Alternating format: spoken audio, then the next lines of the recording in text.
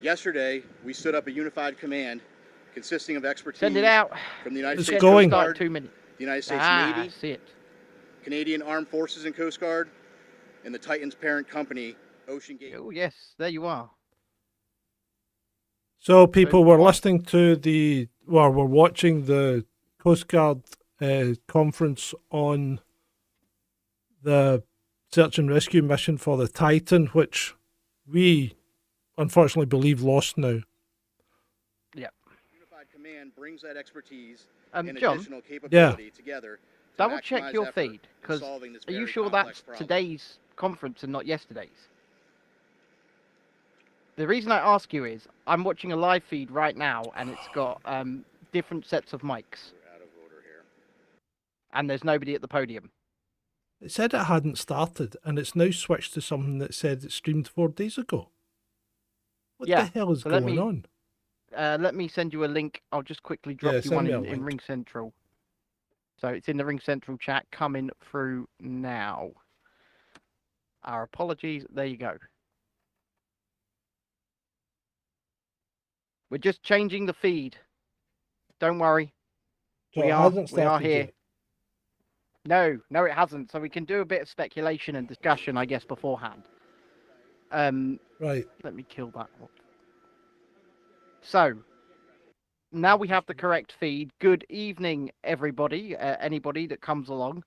We're here to watch and, I guess, react live to this, what looks to be unfolding tragedy and disaster to do with the Titan submersible that was taking a few people, I think 5 people in total, down to the wreckage of the Titanic in order to have some kind of sightseeing tour.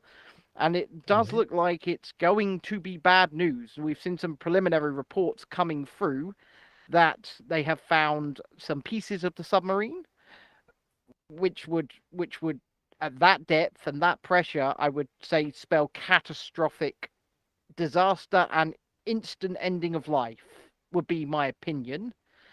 But we are just awaiting the start of the press conference now. So, John, we've been speaking about this, haven't we? We spoke about this on the last couple of shows. Yes, indeed we have. And I think we predicted that this was basically going to be the outcome. It's unfortunate, but at the same time, from what I've seen over the last few hours, especially when it comes to this guy, I mean, I spoke about it last night on the show, but he hired people because he found them inspirational rather than because they were experienced. And this is the CEO of the company who was also in the submarine at the time.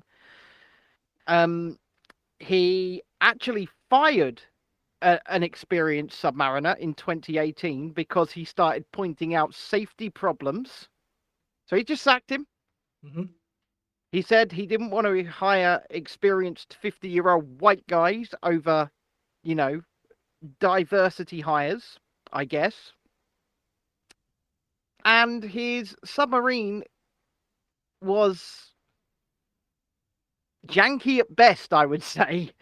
I would say it was... Oh, right, hold on a minute. This thing can go down to 13,000 feet, 15,000 feet, whatever it is. It's not janky, right? Anything that can go down that deep is a serious bit of kit. Right? Now, he didn't actually say the submarine was controlled by a Logitech controller. He said that the simulator was controlled with a Logitech controller. That's not quite the same thing. He did say the submarine was controlled by... Well, that's not what I read. He said the simulator. Okay. But regardless of that, what does the control mechanism matter? No, it doesn't. And the thing that gets me is all these clowns that are celebrating 5 people's deaths by posting reviews on Amazon about controllers. I mean, that's pretty sick. What is it with people? Well, and then there's the other bunch that are conflating, a fishing boat capsizing full of migrants in the Aegean Sea with the rescue operation going on here. So, What's the, why do that? Is it not safe to say, and this is just my personal opinion, but is it not safe to say that both those things are bad? Can we not say that both are bad? Yeah. Right? What one doesn't have to be worse or better than the other. A loss of life at sea is a loss of life at sea. Yeah. And absolutely, by the way, I would absolutely champion if people went overboard, sending out as many people as possible to rescue them. By the way, I think I understand on one hand, but don't on the other, the point these people are making, because they're saying, oh, we don't do this, we don't do that for these people. Mm-hmm. And maybe that's true, but then at the same time, if you look at the people coming across the English Channel, for example, they're literally ferried by one warship and picked up by another. So I would say resources are being used in order to ensure at least those people are coming across safely. But yes, I would quite happily say if people have capsized in the Med or whatever, perhaps it is time. Right, I think we are starting, by the way, John. The Ocean Gate have released a listen in. statement saying that they believe that everyone on board has been lost. Mm-hmm. Few days. This afternoon, Rear Admiral John Mauger will be providing an update on the most recent findings from ROV operations in search of the Titan submersible. He will provide a brief statement and provide the opportunity for questions after. Please limit your questions to one per outlet. Following the briefing, the Joint Information Center staff and I will be here to help you with any of your further needs. May I now please introduce Rear Admiral John Mauger. Here comes Rear Admiral John.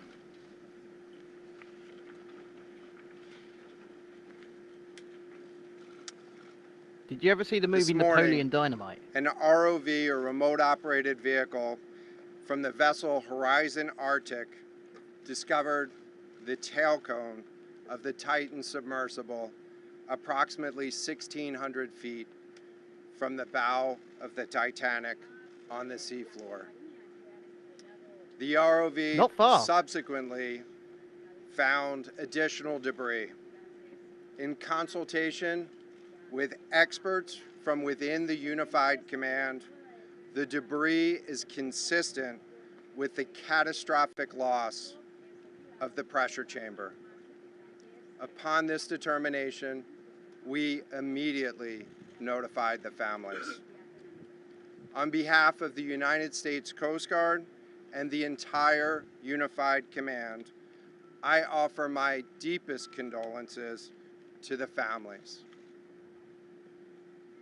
I can only imagine what this has been like for them, and I hope that this discovery provides some solace during this difficult time.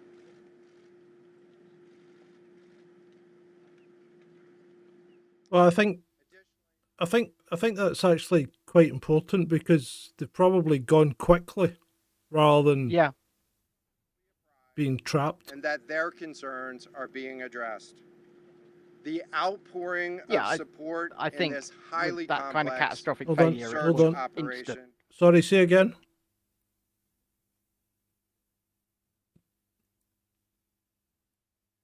of experts on the undersea search and rescue, and we thank all of the agencies and personnel for their role in the response.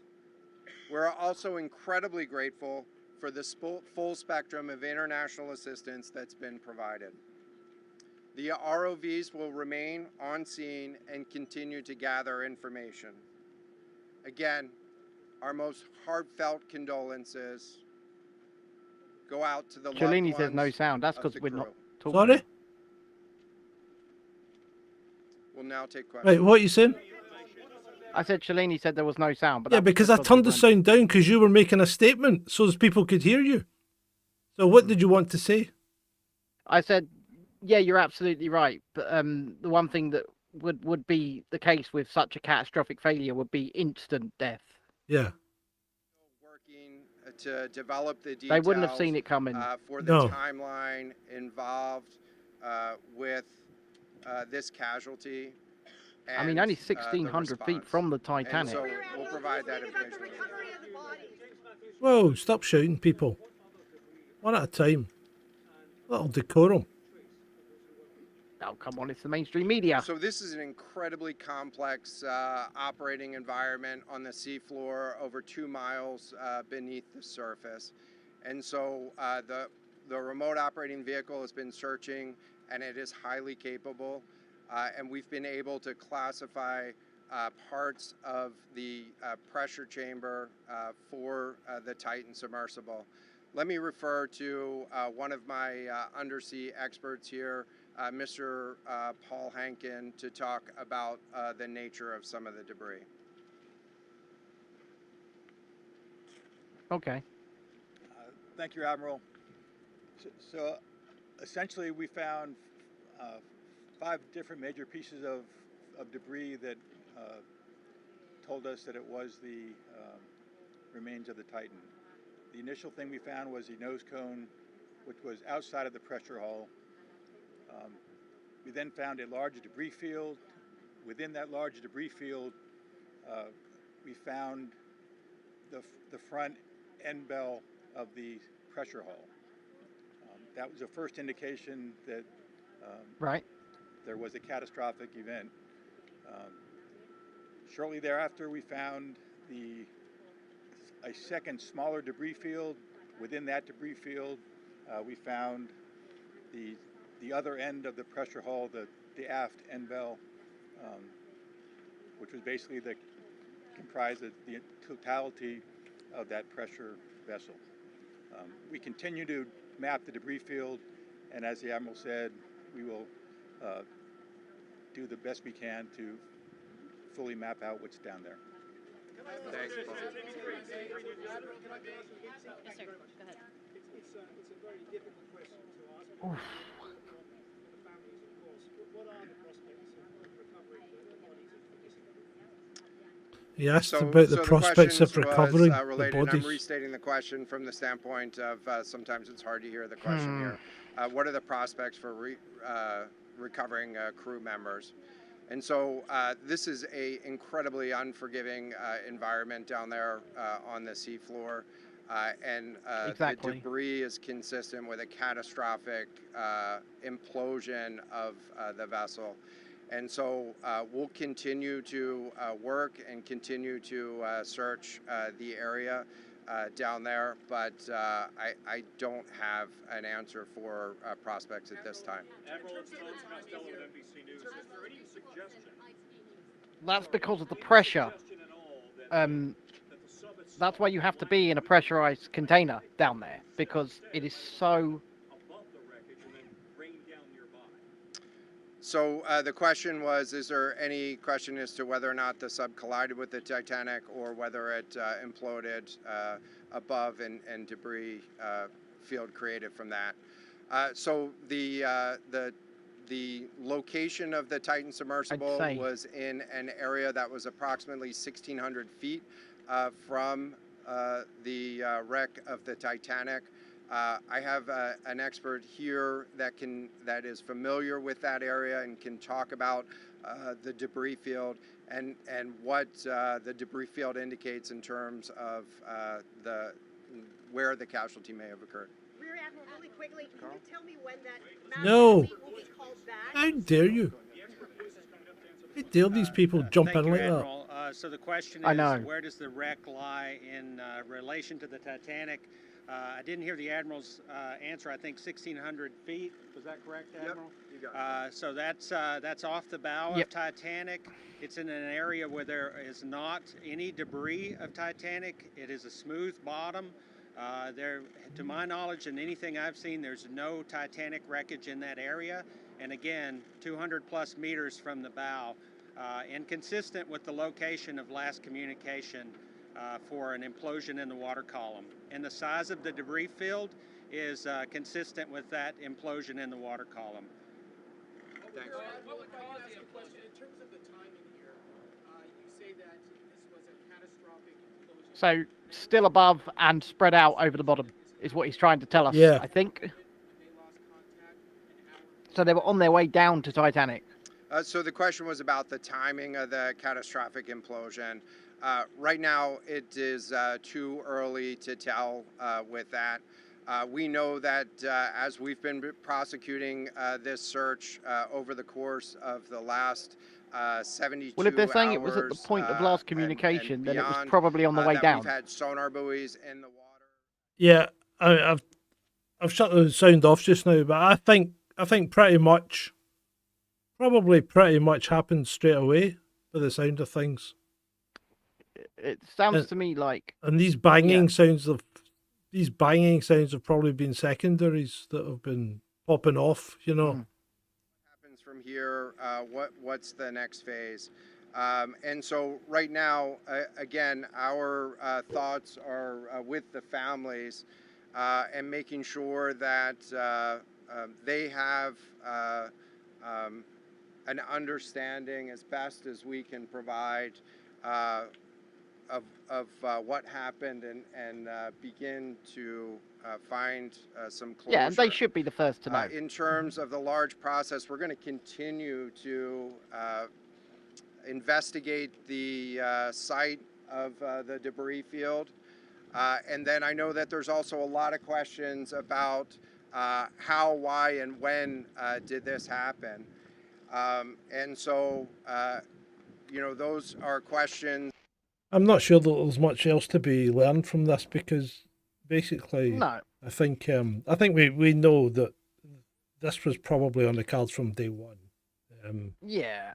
It's so probably a good thing that they weren't stuck in the Titanic, which was one of the original things, and slowly running out of air, and because that would have been a horrible, certainly a more protracted and horrible experience than what's actually happened by the sound of things.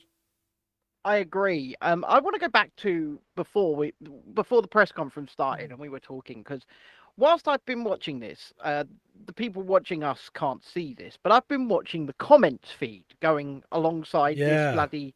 Yeah, I turned it off. Oh my God. I just turned it off. It's horrible. Oh my God. I don't understand what's people's beef. Yeah, okay. I mean, would you get the same thing if Jeff Bezos' rocket had blown up with Captain Kirk on it? Would you? Because that's exactly the same situation.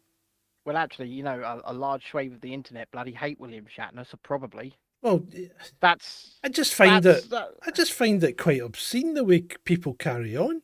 That's not nice. It's not that it's not nice. It's quite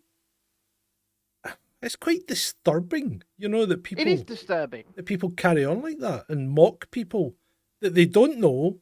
That I mean, one of these boys was 19. 19. Yeah. Oh yeah, but remember, John, he's a billionaire's son. Oh my God, that's basically what they've been saying. So he's a billionaire. Mean? Does that mean he's worth less or worth more? He's not. He's a human. Exactly. It doesn't mean, realistically, it doesn't mean anything. What it is a bunch of people who are absolutely jealous of the money that these people have made in their lives, wanting to see harm come to them. And it is despicable, it is disgusting, and it is disturbing. And for the most part, it is people sitting behind anonymous accounts on places like Twitter and here on YouTube, because I'm looking at loads of these that come through, and that most of the insulting ones here on this live feed that I am watching have got zero profile picture or anything like that. Yeah. And there's a reason for that. Yeah. Because they want to sit behind anonymity and they want to say some of the most harrowing and disturbing things I've ever seen people say. And the only real reason for it is, in my opinion, because they've got nothing in their lives. Yeah. I mean, I just don't understand it. I really don't. I don't understand it at all. I don't see the pleasure in people dying. And I don't understand how they can take pleasure from people dying unless there's something wrong with them, unless these people are mentally ill. And if they are, there's a hell of a lot of them out there. I mean, if it was someone like a Mao or a Pol Pot, I'd probably agree with them. But it's not. It's just 5 random people one of whom is the person who owns the damn submarine and the company. Two of them, yes, are a billionaire and a billionaire's son, and apologies, but I don't know who the other two are. But the point of the matter is this: Well, they are just British, human one was beings. a British guy, and the other one was a French guy, wasn't he? But the thing is, you know, yeah, okay, it appears to be in a kind of cowboy operation, but yes, it does. But having said that, one could say the same about SpaceX. One could say the same about Virgin Galactic. One could say the same about Blue Origin, because they all have had horrendous failures. You know, Yeah, Virgin Galactic nearly lost a pilot. They had a breakup on the edge of space. And luckily the guy managed to bring it back. I'm gonna give you a quote from CBS News, and this is on the guy that owned the firm. So he told CBS News, "You know, there's a limit. At some point, safety is just pure waste. I mean, if you just want to be safe, don't get out of bed. Don't get in your car. Don't do anything. At some point, you're going to take some risk, and it really is a risk-reward question. I think I can do this just as safely by breaking the rules." Okay. That's in building his submarines. Hey, you know what? I probably wouldn't have chosen to go with him if it had been me, you know? No. But and I've also seen some video testimonials of people that he's taken down before. And it's not good. Yeah. I mean, it's not good. But the thing is, these people went into this with their eyes open. Mm-hmm. You know, they had to sign a waiver apparently saying that, you know, the company wasn't responsible if they died because, you know, at that depth, if anything goes wrong, it's likely to be catastrophic. So I mean, this sub could not even be opened from the inside. So it couldn't be opened from the inside. Well, but a lot of these research subs couldn't be because you wouldn't want to open it from the inside. Well, not until at Not least these, you're... Yeah, these deep sea submersibles, most of them can't be opened from the inside because there's nowhere to go. No. It's not like you can crack the door and let the pressure equalise and then swim up. No. Yeah, but the point I was making with that is that had they actually still been in one piece and made it to the surface, shall we say, they dumped their ballast and were bobbing on the surface. Yeah. They'd have still probably by this point have suffocated anyway. Well, right. Here's this part. Apparently, the sub could not dump its ballast. It didn't have a mechanism for dumping all its ballast. It could only dump a certain amount. Oh my God. So, yeah, I mean, as we said, it's a cowboy operation. The guy's playing fast and loose, you know? But these people have gone in with their eyes open, and it's like, people do this all the time. Every time you step in a car, you know, every time you step in a car, your chances of being involved in an accident are something like 1 in 300. Look, listen, I want, and this is one of my goals in life, to be chucked out of a plane, right? Obviously with a parachute. And I know that the second that I go into that situation, I'm relying on a bit of canvas so that I don't die. Mm-hmm. I'm just relying on a bit of canvas up there above me so that I don't die. You do take risks. Everybody takes risks. And like he did say, everybody takes risks the minute they get out of bed. Every step that you take is a choice, and every step that you take is a risk. And, you know, I could step out there. Something could fall from the sky, hit me on the head at terminal velocity, boof, I'm gone. Look, there are something Anything like could happen. There's something like 36 people die every year from falling over while putting on their socks. Yeah, I don't doubt it. You know. I don't doubt it. I mean, to be fair, that's not going to happen to me because I don't wear socks. But, you know, I'm all good there. But the point is, that at some point, you've got to go, okay, yeah, I believe this about risk taking and bending the rules, but maybe if I'm building a pressurized container to go down to 13,000 feet, I better make sure it can't implode. Well, right. So the thing is, the thing's been up and down a few times, right? It's not. It's probably not a question of it can't implode, because that's never the case. I mean, well, look at the Russians. The Russians lost one of their submarines. Remember was it the Kursk? I think so. Yeah. Yeah. So, and the Americans have lost the submarines as well. So these things are inherent. There's an inherent risk in diving underneath the water, because if you just go that little bit too far, the pressure just maybe pops something, and that's it. And it's just one of those days. And the problem is, at that depth, there's no second chance. You can't stick a patch over it, because you definitely can't. It's done. The pressure will just, that's it. The pressure's just way too intense. And listen, if the hole were the size of a pinprick, it would be the same. Yeah. It would probably cut a hole on the other side of the sub as the water came through, because the pressure's just so intense. So you're absolutely right. I mean, Vaughan makes a good point in the chat here. He says you could be walking down the street and a skydiving disabled fat bloke could land on your head. Exactly. Well, look at that. Look at that poor woman that went on her first parachute jump, and the parachute opened properly and everything, and she landed on a helicopter. That's rough. No. A running helicopter. Rough. Yeah, that is rough. Yeah. That's it.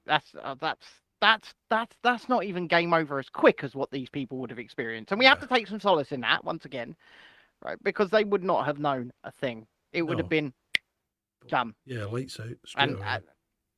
And at least the families might be able to get some peace from that. I mean, we're not mocking it. We're not mocking the situation at all. We've not come here to be funny. We've come here because we know people were interested in it. So we thought we'd provide a bit of coverage and a bit of insight. It looks like the press conference has finished. Yeah. I think we can wind up now. I think we've said our piece, and people know certainly know how I feel. I don't think it's something to be mocked. I don't think it's funny. I think the whole thing's it's a tragedy.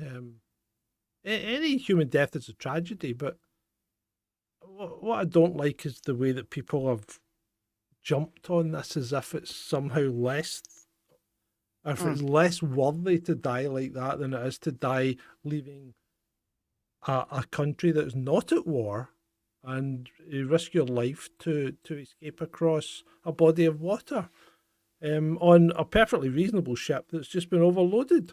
So these things annoy me. And then remember that young boy, that 2-year-old or whatever that was photographed dead on the shore.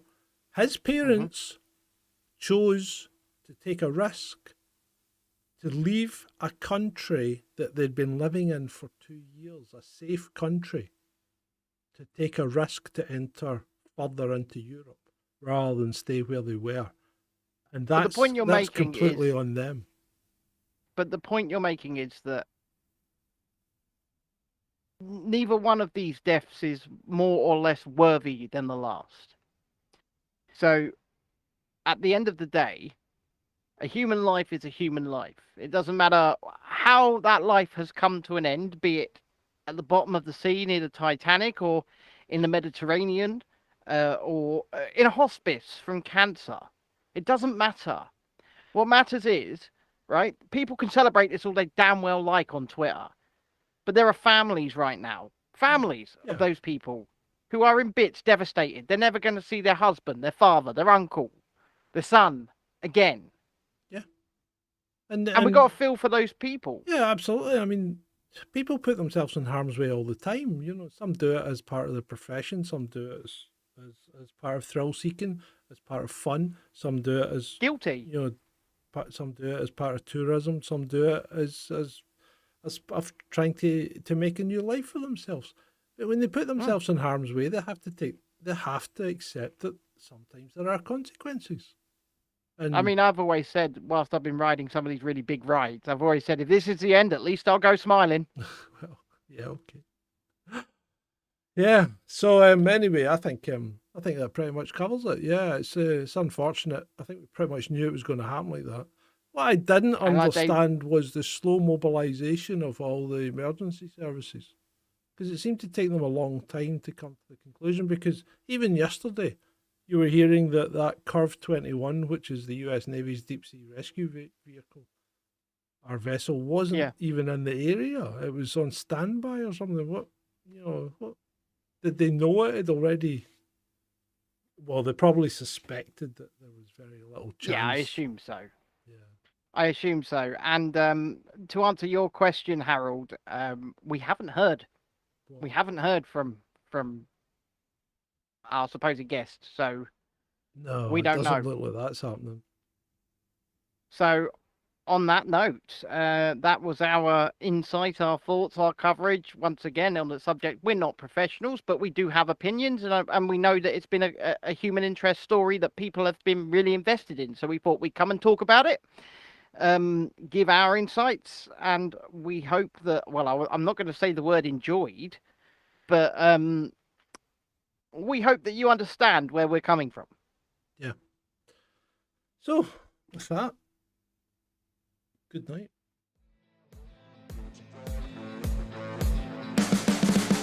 You can see the writing on the pavement. Young kids, they're growing up in basements. Online, a whole new generation. I'ma make mine, so you better go take it. Always, they need a new replacement. Decentralized, can't contain it. We're changing lives, yeah, upgrading. Call it suicide of the older generation. Too late to try to go contain it. A generation fueled by creation. We live lives on a small screen nation. We control the airwaves, no negotiation. I refuse to think we need saving. Something good will come from creation. And when we think that the world is too anxious, we'll adapt, evolve, survive, and save it. What keeps you up at night, yeah? Make all the demons quiet, yeah. We were built to thrive, yeah. I think that we've all had enough. What keeps you up at night, yeah? Make all the demons quiet, yeah.